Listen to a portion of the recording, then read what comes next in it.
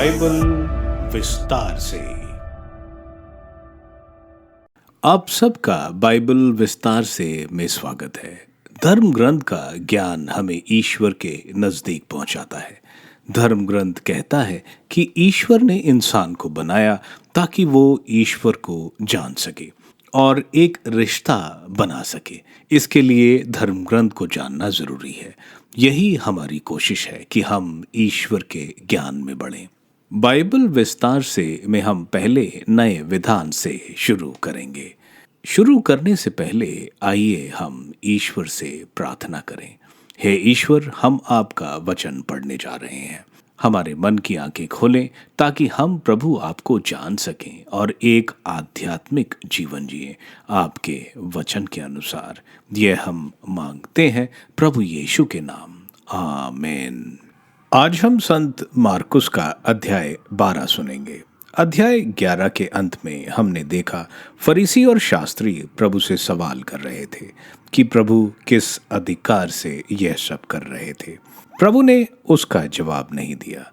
अब उसी के संबंधित दृष्टांत प्रभु अध्याय 12 की शुरुआत में सुनाते हैं। आइए प्रभु का वचन प्रार्थना पूर्ण सुने।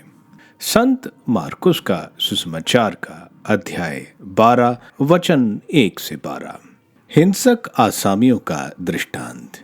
वह लोगों को दृष्टांतों में शिक्षा देने लगे। किसी मनुष्य ने दाख की बारी लगवाई, उसके चारों ओर घेरा बनवाया, उसमें रस का कुंड खुदवाया और पक्का मचान बनवाया। तब उसे आसामियों को पट्टे पर देकर वह परदेश चला गया। समय आने पर उसने दाखबारी की फसल का हिस्सा वसूल करने के लिए आसामियों के पास एक नौकर को भेजा। आसामियों ने नौकर को पकड़कर मारा, पीटा और खाली हाथ लौटा दिया। उसने एक दूसरे नौकर को भेजा। उन्होंने उसका सिर फोड़ दिया और उसे अपमानित किया। उसने एक और नौकर को भेजा और उन्होंने उसे मार डाला। इसके बाद उसने और बहुत से नौकरों को भेजा। उन्होंने उनमें से कुछ लोगों को पीटा और कुछ को मार डाला। अब उसके पास एक ही बच गया, उसका परम प्रिय पुत्र। अंत में उसने यह सोचकर उसे उनके पास भेजा कि वे मेरे पुत्र का आदर करेंगे। किंतु उन आसामियों ने आपस में कहा, यह तो उत्तराधिकारी है, चलो हम इसे मार डालें और इसकी विरासत हमारी हो जाएगी। उन्होंने उसे पकड़कर मार डाला और दाखबारी के बाहर फेंक दिया। दाखबारी का स्वामी क्या करेगा? वह आकर उन आसामियों का सर्वनाश करेगा और अपनी दाखबारी दूसरों को सौंप देगा। क्या तुम लोगों ने धर्म ग्रंथ में यह नहीं पढ़ा? कारीगरों ने जिस पत्थर को बेकार समझकर निकाल दिया था, वही कोने का पत्थर बन गया है। यह प्रभु का कार्य है। यह हमारी दृष्टि में अपूर्व है। वे समझ गए कि ईसा का यह दृष्टांत हमारे ही विषय में है और उन्हें गिरफ्तार करने का उपाय ढूंढने लगे। किंतु वे जनता से डरते थे और उन्हें छोड़कर चले गए। आमीन। हम यहाँ देखते हैं मंदिर के काउंसिल द्वारा प्रभु को सवाल उठाने पर प्रभु यहाँ उनको सुनाने के लिए एक दृष्टांत सुनाते हैं। प्रभु दाखबारी का दृष्टांत सुनाते हैं जो इजरायलियों को एक तरह से मालूम था। दाखबारी के बारे में नबी ईसायाह ने बोला था अध्याय 5 वचन 1 से 7 में। नबी मुख्यतर बोलते हैं, इज़राइल चुनी हुई दाखबारी है, लेकिन उसने फल नहीं पैदा किए और इसलिए ईश्वर ने उसको अस्वीकार किया। यही मनोभाव हम अन्य नबियों द्वारा भी सुनते हैं। होसाया के ग्रंथ के अध्याय 10 के वचन 1 में, यिर्मयाह के ग्रंथ के अध्याय 2 वचन 21 बोलते हैं। अब यहाँ प्रभु यूदा और यरूशलेम के लोगों को बोल रहे हैं। मुख्यतर प्रभु फरीसी और शास्त्री जो प्रभु से सवाल कर रहे थे, उनको यह बताना चाहते थे। दाखबारी को इज़राइल के लोग बहुत अच्छी तरह से जानते थे। जो नबी इज़राइल के बारे में बोलते थे, काफ़ी मेहनत होती थी दाखबारी को लगाने, बहुत ख्याल रखा जाता था दाखबारी का। इज़राइल में प्रथा होती थी कि दाखबारी को बट्टे पर देते थे, उसके मालिक बट्टे पर लेने वाले मजदूर होते थे। जो दाखबारी लगाई जाती थी, कम से कम 4 साल उनको इंतजार करना पड़ता था कि उसमें फल मिले। बट्टे पर जो लेते थे वह आधी उपज दाखबारी के मालिक को देते थे। हम देखते हैं मालिक दाखबारी देकर एक यात्रा पर निकल जाता है। 5वें साल से मालिक दाखबारी का फल लेने अपने नौकर को भेजता है। यहाँ फल का तात्पर्य अच्छे फलों से है, न्याय, नम्रता और अच्छे आचरण का। लेकिन मालिक द्वारा भेजे गए नौकर को ये पीटते हैं। मालिक इस तरह और नौकर को भेजते हैं, इनको भी ये लोग पीटते या मार डालते हैं। ऐसे मालिक द्वारा बार बार नौकर भेजना, मार खाने के बावजूद, ऐसा वास्तव में नहीं होता है। लेकिन अब लोग समझ जाते हैं कि प्रभु ईश्वर द्वारा इज़राइल में भेजे गए नबियों की बात कर रहे हैं, क्योंकि इन नबियों के साथ इज़राइल ने बहुत बुरा किया। मीका को कैद में रखा गया और सिर्फ रोटी और पानी उनको दिया गया, जो राजाओं के पहले ग्रंथ के अध्याय 22 वचन 27 में बोला गया है।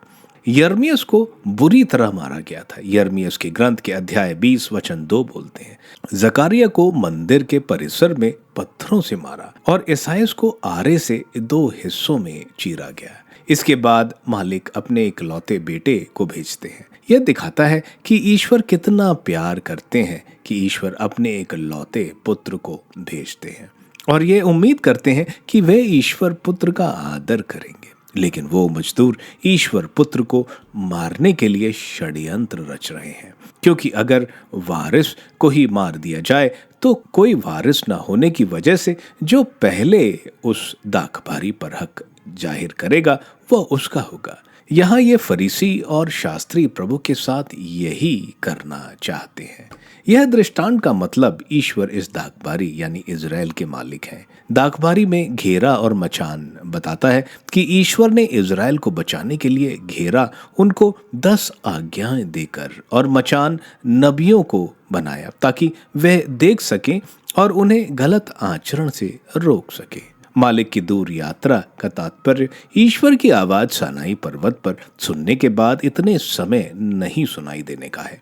नौकरों को भेजना ईश्वर द्वारा भेजे गए नबियों को जाहिर करता है। मालिक का बेटा ईश्वर पुत्र प्रभु यीशु मसीह को संकेत करता है। जो भाड़े के मजदूर हैं वे फरीसी शास्त्री हैं जो प्रभु को मरवाना चाहते हैं। हम देखते हैं वह भाड़े के मजदूर मालिक के पुत्र को मार देते हैं और दाखबारी के बाहर फेंक देते हैं, यानी एक सम्मानजनक दफनाना भी उनको नहीं दिया गया।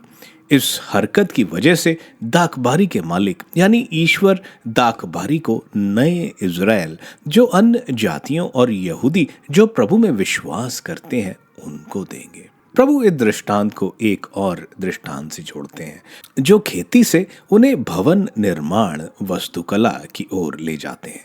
यह स्रोत मंदिर में प्रवेश के समय भी गाया जाता था। प्रभु को हमने पहले मालिक के पुत्र यानी ईश्वर पुत्र के रूप में देखा, जिन्हें इन लोगों ने ठुकरा दिया। अब प्रभु अपने आप को उस कोने का पत्थर बोल रहे हैं। इमारत में सबसे महत्वपूर्ण उसके कोने का पत्थर होता है। कोने के पत्थर पर ही इमारत की मजबूती होती है। यही स्रोत ग्रंथ के 118 स्रोत के वचन 22 में बोला गया है। यही बात संत पेतरुस ने प्रेरित चरित्र के अध्याय 4 वचन 11 में बोला है। वह वही पत्थर है जिसे आप कारीगरों ने निकाल दिया था और जो कोने का पत्थर बन गया है। फरीसी इतने चमत्कार देखकर भी समझ नहीं पाए। वे प्रभु को कैद करवाना चाहते हैं। वे जानते थे कि प्रभु ने यह दृष्टांत उनके बारे में बोला है। वे वहां से चले गए क्योंकि वे प्रभु से डरते थे। वचन 13 से 17 कैसर का कर। उन्होंने ईसा के पास कुछ फरीसी और हेरोदियों को भेजा जिससे वह उन्हें उनकी अपनी बात के फंदे में फंसाए। वह आकर उनसे बोले, गुरुवर, हम यह जानते हैं कि आप सत्य बोलते हैं और किसी की परवाह नहीं करते। आप मुंह देखी बात नहीं करते बल्कि सच्चाई से ईश्वर के मार्ग की शिक्षा देते हैं। कैसर को कर देना उचित है या नहीं? हम दें या नहीं दें। उनकी धूर्तता भांपकर ईसा ने कहा, मेरी परीक्षा क्यों लेते हो? एक दिनार लाकर मुझे दिखलाओ।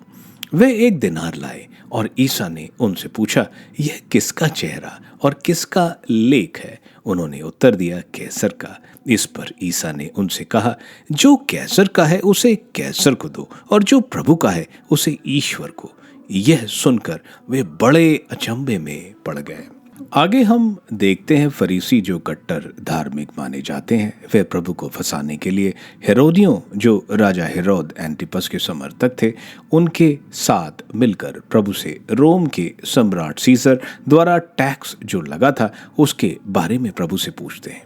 यहूदी रोम से सख्त नफरत करते थे क्योंकि उन लोगों ने इज़राइल पर कब्जा कर रखा था। इसके बाद इन लोगों ने बहुत भारी टैक्स इन लोगों पर लगा रखा था।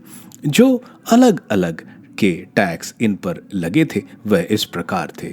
ट्राइब्यूटम सोली जो इनको खेती के उपज पर टैक्स देना पड़ता था। ट्राइब्यूटम कैपिटस जो हर नागरिक जो जिंदा है उसे देना पड़ता है। पोरोटियम जो कोई सामान एक जगह से दूसरी जगह ले जाने के लिए या कोई बॉर्डर क्रॉस करने के लिए या कोई ब्रिज को क्रॉस करने के लिए देना पड़ता था। विस्मिया हेरिटियम जो विरासत में मिली संपत्ति में देना पड़ता था। सेंटुसिना रीरम वेंटेलियम सेल टैक्स कुछ भी बेचने पर, और ऑरम नेगोटियरियम लाइसेंस फी किसी बिजनेस के लिए देनी पड़ती थी। ये टैक्स तो इनको देना पड़ता है। इसके ऊपर जो चांदी का सिक्का इस टैक्स को देने के लिए इस्तेमाल होता था, जो कि एक चांदी का सिक्का था जिसको ये डेनारियस बोलते थे, जो एक दिन का वेतन होता था। उस पर टाइबेरियस सीजर सम्राट का कृति छपी होती है, जो उस वक्त रोम का सम्राट होता था। उसके नीचे लिखा होता था डिवाइन यानी दिव्य पुत्र अगस्टस सीजर का। रोम में सम्राट की पूजा कुछ भागों में शुरू हो गई थी। यहूदी धर्म के हिसाब से सिक्के पर कोई कृति नहीं होनी चाहिए। इसके अलावा इस सिक्के में लिखा होता था मुख्य पुरोहित, यानी सीजर टाइबेरियस ही एकमात्र जरिया है ईश्वर तक पहुंचने का। यह सब यहूदियों रोमन के खिलाफ क्रोध का कारण था। अब हम यहाँ देखते हैं हेरोडियंस और फरीसी दोनों प्रभु को बोलते हैं कि गुरु आप सच्चे हैं, आप मनुष्य की धारणा पर ध्यान नहीं देते और आप ईश्वर का रास्ता बताते हैं। यह बहुत बड़ी प्रशंसा इन लोगों द्वारा प्रभु की गई, जो वास्तव में सही है, लेकिन उनकी प्रशंसा के पीछे छल था, क्योंकि वे पूछते हैं सीजर को टैक्स देना सही है। अगर प्रभु बोलते सही है तो लोग जो टैक्स और रोमन को घृणा करते हैं वे प्रभु के विरुद्ध हो जाते। लेकिन अगर प्रभु बोलते गलत है तो हेरोडियंस रोम को बताते कि प्रभु रोम के खिलाफ बगावत कर रहे हैं और प्रभु को पकड़वाते। प्रभु इस छल को समझ जाते हैं और उन्हें बोलते हैं कि वे प्रभु की परीक्षा क्यों ले रहे हैं। ईश्वर की परीक्षा लेना पाप है, जो हमने गणना ग्रंथ के अध्याय 14 वचन 22 में देखा था। दूसरा, प्रभु की परीक्षा शैतान ही लेता है। प्रभु उनको वह सिक्का लाने को बोलते हैं, एक तरह से पूछना कि यह सिक्का जो मंदिर में वर्जित है वह कैसे लेकर यहाँ आए हैं। दूसरा, प्रभु पूछते हैं कि इस पर किसकी छवि है, जिसको यह बोलते हैं कि यह सीजर का है।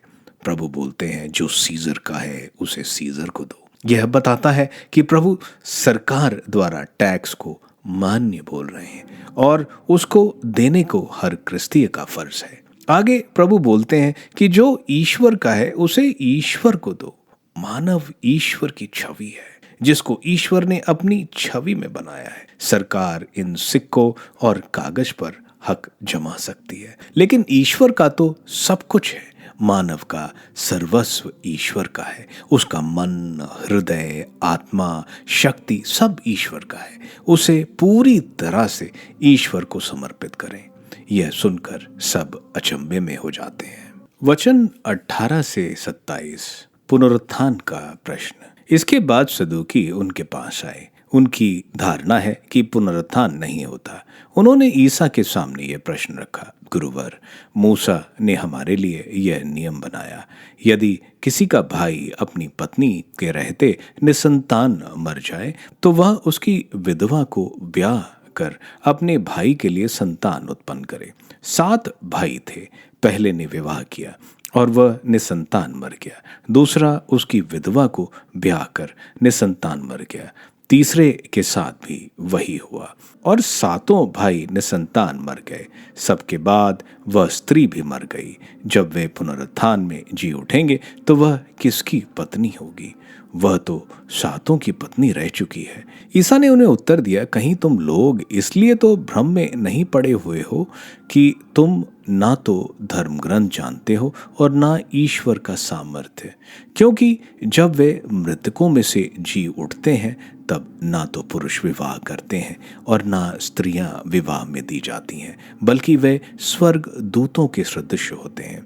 जहां तक पुनरुत्थान का प्रश्न है, क्या तुम लोगों ने मूसा के ग्रंथ में झाड़ी की कथा में यह नहीं पढ़ा कि ईश्वर ने मूसा से कहा, मैं इब्राहिम का ईश्वर हूँ, इसहाक का ईश्वर हूँ और याकूब का ईश्वर हूँ। वह मृतकों का नहीं, जीवितों का ईश्वर है। यह तुम लोगों का भारी भ्रम है।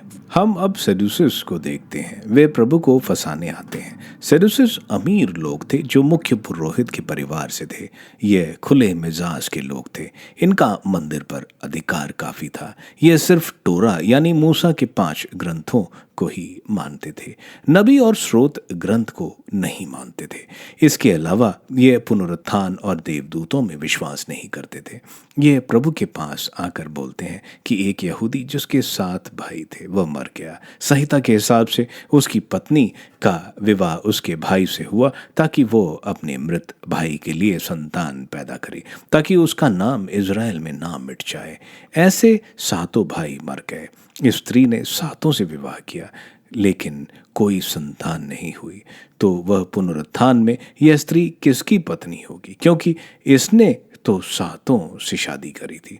सदूसिस ये सोचते थे कि उन्होंने प्रभु को फंसा लिया है। इस सवाल के साथ प्रभु उनको फटकार लगाते हैं कि सदूसिस गलत हैं। ना तो वे धर्म ग्रंथ जानते हैं और ना ईश्वर की शक्ति। ईश्वर मृत्यु के बाद उनको एक महिमान्वित शरीर देंगे।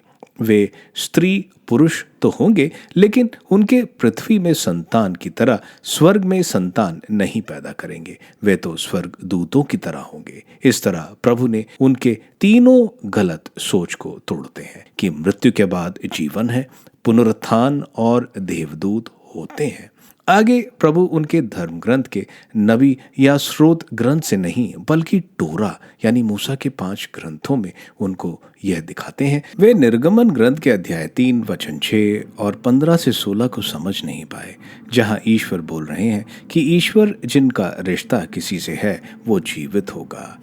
यानी ईश्वर जीवितों के ईश्वर है। यानी इब्राहिम, इसहाक और याकूब जीवित हैं और ईश्वर की सन्निधि में है। वे जीवित हैं, मरे नहीं हैं। प्रभु का कहना कि तुम लोगों का भारी भ्रम है, यह बताता है कि उन्होंने धर्म ग्रंथ सही तरह नहीं समझा। वचन 28 से 34। सबसे बड़ी आज्ञा। तब एक शास्त्री ईसा के पास आया। उसने यह विवाद सुना था और यह देखकर कि ईसा ने सदूकियों को ठीक उत्तर दिया, उनसे पूछा, सबसे पहली आज्ञा कौन सी है? ईसा ने उत्तर दिया, पहली आज्ञा यह है, इज़राइल सुनो, हमारा प्रभु ईश्वर एकमात्र प्रभु है। अपने प्रभु ईश्वर को अपने सारे हृदय, अपनी सारी आत्मा, अपने सारी बुद्धि और अपनी शक्ति से प्यार करो। इनसे बड़ी कोई आज्ञा नहीं। शास्त्री ने उनसे कहा, ठीक है गुरुवर, आपने सच कहा है, एक ही ईश्वर है, उसके सिवा और कोई नहीं है। उसे अपने सारे हृदय, अपनी सारी बुद्धि और अपनी सारी शक्ति से प्यार करना और अपने पड़ोसी को अपने समान प्यार करना, यह हर प्रकार के होम और बलिदान से बढ़कर है। ईसा ने उसका विवेकपूर्ण उत्तर सुनकर उससे कहा, तुम ईश्वर के राज्य से दूर नहीं हो। इसके बाद किसी को ईसा से और प्रश्न करने का साहस नहीं हुआ। आमीन। यहाँ हम देखते हैं प्रभु का जवाब सदृशस को सुनकर एक शास्त्री जो संहिता का पंडित है, वो वास्तव में पूरे हृदय से प्रभु से जो सवाल उसे परेशान कर रहे थे उसे पूछता है। टोरा के हिसाब से यहूदियों के 613 नियम थे जो इनको पालन करने पड़ते थे। इतनी भारी आज्ञाएं, इनमें कौन सा सबसे जरूरी है जिसको अगर हम पालन करें तो पूरे नियम या आज्ञाओं का पालन हो जाता है? वो कौन सी पहली आज्ञा है? प्रभु यहाँ उनको शेमा, जो हर यहूदी की प्रार्थना और विश्वास है, उसको बताते हैं, जो विधि विवरण ग्रंथ के अध्याय 6 वचन 4 से 5 में बोला गया है। ये यहूदी सवेरे और शाम को इसका लाभ करते हैं। इसको कागज में लपेटकर वे अपने दरवाजे के चौखटों में और कुछ लोग अपने सिरों पर बांधते हैं। इज़राइल सुनो, हमारा प्रभु ईश्वर एक मात्र ईश्वर है। जहाँ संसार में लोग बहुत भगवानों को मानते हैं, यहाँ यहूदी एक ईश्वर को मानते हैं जो सारे ब्रह्मांड के ईश्वर हैं, जिन्होंने पूरे संसार की सृष्टि की है। अपने ईश्वर को अपने सारे हृदय, सारी आत्मा, सारी बुद्धि और शक्ति से प्यार करो। प्रभु यहाँ हृदय बोल रहे हैं, जहाँ मनुष्य के असली विचार होते हैं। आत्मा जो हमारे जीवन का स्रोत है, ईश्वर पर केंद्रित हो। मन जहाँ सारे भावनाएं और विचार केंद्रित हैं। और शक्ति, ईश्वर को प्रेम कोई समय पर करने की चीज नहीं है, बल्कि हर समय पूरी शक्ति के साथ उनसे प्रेम करना है। और दूसरी आज्ञा, अपने पड़ोसी को अपने जैसा प्रेम करो। यानी 10 नियम, जिसके 3 नियम ईश्वर की तरफ है और 7 नियम इंसान से प्रेम की तरफ केंद्रित है। यह आज्ञा थोड़ी मुश्किल है। इजरायली इसको इजरायलियों के आपस के प्यार की बात करते हैं, लेकिन क्रिस्तीय हर इंसान को प्रेम करे, क्योंकि ईश्वर भी किसी के साथ भेदभाव नहीं करता। इन दोनों आज्ञाओं से बड़ी कोई आज्ञा नहीं। इनको पूरा करना सारी आज्ञाओं को पूरा करने के बराबर है। यह जवाब सुनकर शास्त्री बहुत प्रसन्न हो जाते हैं और इसको सही ठहराने के लिए ईश्वर से प्रेम और पड़ोसी से प्रेम, सारी अग्नि की आहुति और बलि सब व्यर्थ है। वचन 35 से 37। मसीह दाऊद का पुत्र। ईसा ने मंदिर में शिक्षा देते समय यह प्रश्न उठाया, शास्त्री लोग कैसे कह सकते हैं कि मसीह दाऊद के पुत्र हैं? दाऊद ने स्वयं पवित्र आत्मा की प्रेरणा से कहा, प्रभु ने मेरे प्रभु से कहा, तुम तब तक मेरे दाहिने बैठे रहो जब तक मैं तुम्हारे शत्रुओं को तुम्हारे पैरों तले न डाल दूं। दाऊद स्वयं उन्हें प्रभु कहते हैं, तो वह उनके पुत्र कैसे हो सकते हैं? यह विशाल जनसमूह बड़ी रुचि से ईसा की बातें सुन रहे थे। आमीन। हम देखते हैं फरीसी, सदूसी और शास्त्री सब प्रभु के जवाब से अब कुछ बोलने के लायक नहीं रहे। अब प्रभु उल्टा उनसे सवाल करते हैं। यह बहुत ही महत्वपूर्ण सवाल है। मसीहा को माना जाता था कि मसीहा दाऊद के वंश के होंगे, उनके संतान होंगे। हमें मालूम है राजा दाऊद इज़राइल के सबसे श्रेष्ठ राजा थे। उनका राज्य सबसे समृद्धशाली राज्य था, जिसको हर इज़राइली मानता था। अब यहाँ प्रभु स्रोत ग्रंथ के 110 स्रोत जो राजा दाऊद ने लिखा है उसको बोल रहे हैं। प्रभु कहते हैं कि राजा दाऊद पवित्र आत्मा की प्रेरणा से बोल रहे हैं कि ईश्वर मेरे प्रभु से बोल रहे हैं कि मेरे दाहिने बैठो जब तक सारे दुश्मनों को प्रभु के चरणों में नहीं डाल देंगे। हर जगह मसीहा के पुत्र बोला गया है, तो दाऊद अपने पुत्र को प्रभु यानी आदुनाई क्यों बोल रहे हैं? अगर मसीहा दाऊद के पुत्र हैं तो ऐसा नहीं हो सकता। दूसरी बात हम देखते हैं, ईश्वर राजा को अपने दाहिने बैठा रहे हैं। ये कौन है जो स्वयं परम पिता परमेश्वर के बाएं में बैठाए गए हैं? परम पिता परमेश्वर जो परम पवित्र है, जिनके पास कोई नहीं आ सकता, यहाँ हम देखते हैं मसीहा बैठे हैं, क्योंकि मसीहा दाऊद के पुत्र इब्राहिम से, देवदूतों से बहुत बड़े हैं। वे ईश्वर हैं, इसलिए दाऊद मसीहा को मेरे प्रभु कहकर पुकार रहे हैं। सुसमाचार में हम देखते हैं प्रभु यीशु को सोलोमन से बड़ा, याकूब से बड़ा और इब्राहिम से बड़ा और यहाँ दाऊद से कहीं ऊंचा बताया गया है। लोगों ने प्रभु की बात को बड़ी खुशी से सुना, क्योंकि प्रभु ने उन्हें धर्म ग्रंथ का बहुत अच्छी तरह उनको समझाया। प्रारंभिक कलीसिया स्रोत 110 को बहुत महत्व देती थी। पुनरुत्थान के बाद यह भविष्यवाणी पूरी की गई, जब प्रभु पुनरुत्थान के बाद पाप, शैतान और मृत्यु से विजय पाकर पिता परमेश्वर के दाहिने विराजमान हुए। वचन 38 से 44। शास्त्रियों का पाखंड। ईसा ने शिक्षा देते समय कहा, शास्त्रियों से सावधान रहो। लंबे लबादे पहनकर टहलने जाना, बाजारों में प्रणाम प्रणाम सुनना, सभागृहों में प्रथम आसनों पर और भोजों में प्रथम स्थानों पर विराजमान होना, यह सब उन्हें बहुत पसंद है। वे विधवाओं की संपत्ति चट कर जाते और दिखावे के लिए लंबी लंबी प्रार्थनाएं करते हैं। उन लोगों को बड़ी कठोर दंडाज्ञा मिलेगी। विधवा का पैसा। ईसा खजाने के सामने बैठकर लोगों को उसमें सिक्का डालते हुए देख रहे हैं। बहुत से धनी बहुत दे रहे थे। एक कंगाल विधवा आई और उसने 2 अधेले अर्थात 1 पैसा डाल दिया। इस पर ईसा ने अपने शिष्यों को बुलाकर कहा, मैं तुमसे ये कहता हूँ, खजाने में पैसा डालने वालों में यह विधवा ने सबसे अधिक डाला है, क्योंकि सब ने अपनी समृद्धि में कुछ डाला, परंतु इसने तंगी में रहते हुए भी जीविका के लिए अपने पास जो था वह सब दे डाला। आमीन। प्रभु अब इन शास्त्रियों के बारे में बोलते हैं। इससे पहले प्रभु ने कहा था कि फरीसियों के खमीर से दूर रहो। अब शास्त्रियों के बारे में बोल रहे हैं। शास्त्री धर्म ग्रंथ के पंडित होते थे और इनका दर्जा यहूदी समुदाय में बहुत ऊंचा होता था। यह छाल्टी के सफेद लंबे वस्त्र पहनते थे, जो सब लोग इनको पहचानते थे। ये जहां भी जाते इनको देखते ही लोग खड़े हो जाते इनकी इज्जत में। हर जगह ये सबसे आगे बैठते थे। यही नहीं, वे अपने ओहदे से विधवाओं की मदद नहीं करते थे। विधवाएं हमेशा कर्ज में डूबी होती थीं। इनके कोई कानूनी मदद नहीं करता था। इन विधवाओं की संपत्ति बचाने के बावजूद ये इनको हड़प लेते थे। इसके अलावा इनकी प्रार्थनाएं बहुत लंबी होती थी। ये ईश्वर की तरफ नहीं, मनुष्यों को लुभाने के लिए होती थी। इनको मनुष्यों की प्रशंसा चाहिए, इसलिए इन्हें मनुष्यों की प्रशंसा तो मिलती है, लेकिन ईश्वर की नहीं।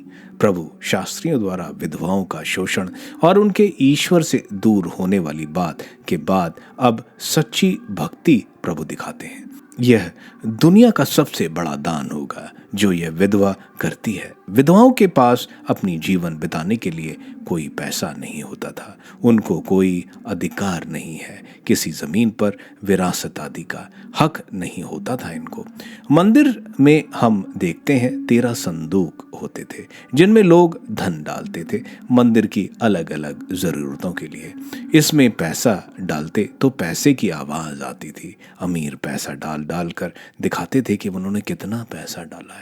वहीं हम एक विधवा को देखते हैं कि वो आकर 2 लेप्टा सिक्के, जो सबसे छोटी राशि, एक सिक्का 1 दिनारस का 128वां हिस्सा होता था, जो किसी व्यक्ति के 4 मिनट काम की दिहाड़ी होती थी। यह 2 सिक्के वो विधवा मंदिर के धन पेटी में डालती है। प्रभु अपने शिष्यों को उस विधवा को दिखाते हैं और बोलते हैं कि उन सब धनवानों के दान से बढ़कर इस विधवा का दान है। यह सुनकर शायद प्रभु के शिष्य को अचंभा हुआ होगा, क्योंकि इस विधवा का दान तो बहुत ही छोटा है, लेकिन ईश्वर हृदय देखते हैं, किस मनोभाव से दान दिया गया है। उन सब अमीरों ने उनके पास बहुत था, उसमें से कुछ दिया, लेकिन इस विधवा ने अपनी निर्धनता में सब कुछ दिया। जो कुछ उसके पास था वह सब उसने ईश्वर को दे दिया। अब उसके पास अगला भोजन करने के लिए भी शायद कुछ नहीं होगा।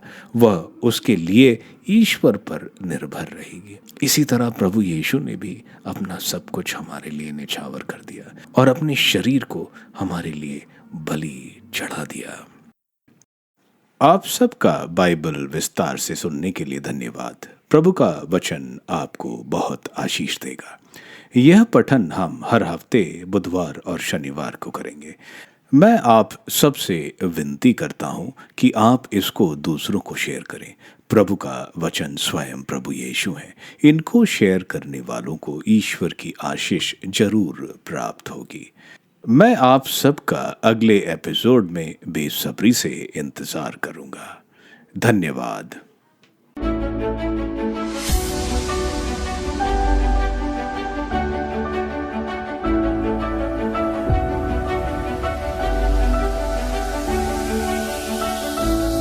बाइबल विस्तार से।